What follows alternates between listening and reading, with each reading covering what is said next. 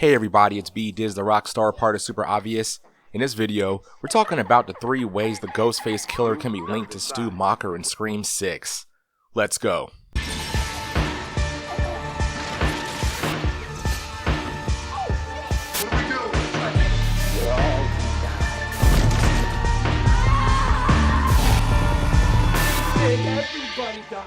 Alright, I've discussed this topic a few times in previous videos, but I feel like it's unescapable and I need to make a video and strictly talk about Stu and how he could be involved in the role of Ghostface in Scream 6.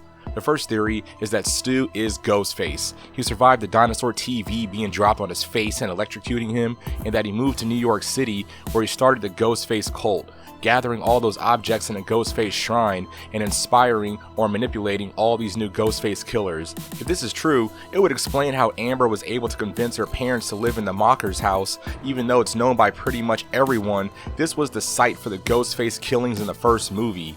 This could mean Stu was the mastermind of all the killings in Scream 2022 and in Scream 6. And he could be Ghostface and be the one to kill Gale. If Stu was a killer or mastermind in Scream 6, that would be kinda cool if he dropped a bombshell letting us know he had manipulated Amber to stay at his old house to be a part of the killings that happened in the last movie. Kevin Williamson, who wrote Scream, had made a statement to confirm that quote-unquote Stu Macher is really dead.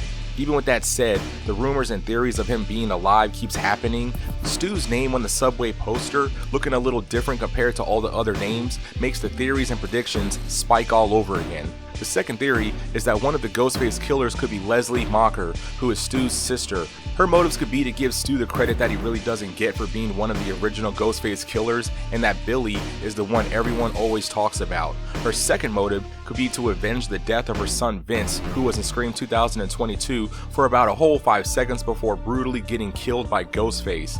Even though this motive is pretty much the same as Nancy Loomis in Scream 2, doing this to get payback for her son, I think that in theory is pretty interesting.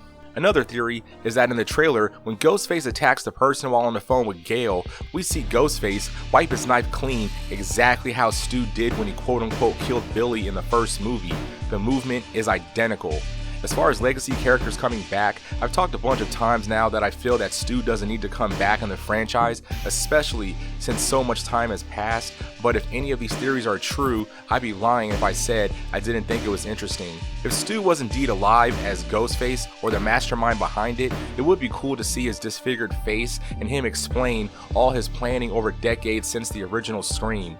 The main thing that kinda doesn't support this is that even though he could be the one who kills or tries to kill Gale, Sydney, the one who quote-unquote killed him, isn't supposed to be in the movie, so that kinda takes away from Stu coming back if he did. But yeah, that's the video. Let me know in the comments what you think about these 3 theories. Do you think Stu could be linked to Ghostface in Scream 6, or do you think that these theories are way too far-fetched to be real? Like and share the video, subscribe to support the channel, and I'll see you guys in the next one. Totally for sure.